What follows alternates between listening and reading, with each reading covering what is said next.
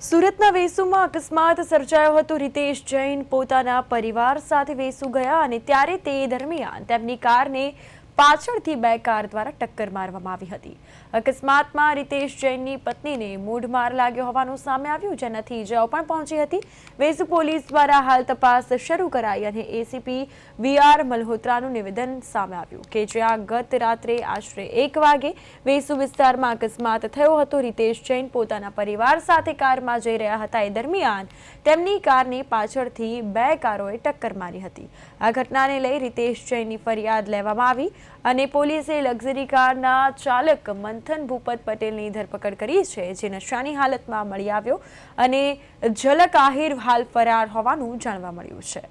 બંને આરોપીઓ ડુમસ તરફ જઈ રહ્યા હતા અને ત્યારે અકસ્માત સમયે કારમાં બે લોકો સવાર હતા। બે પૈકી એક કારમાંથી દારૂની બોટલ પણ મળી આવી હતી, જે કાર મંથન પટેલ ચલાવી રહ્યો હતો। પોલીસે દારૂની બોટલ કબજે કરી છે અને ડ્રિંક એન્ડ ડ્રાઈવનો ગુનો નોંધી કાયદાકીય કાર્યવાહી અને તપાસનો ધમધમાટ શરૂ કર્યો છે।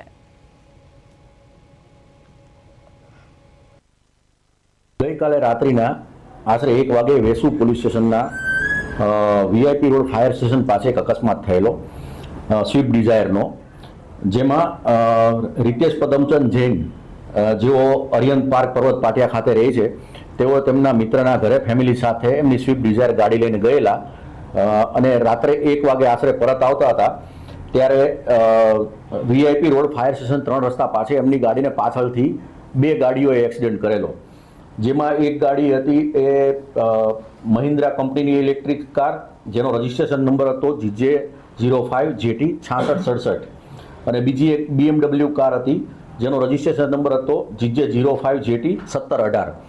આ બંને ગાડીઓ વડે એક્સિડન્ટ થયેલાનું જણાવતા હોય તેમની ફરિયાદ લેવામાં આવેલી છે અને એમાં જે આ રીતેશભાઈ છે, એમના વાઇફ છે યશાબેન, એમને મૂઢમાર વાગેલો છે।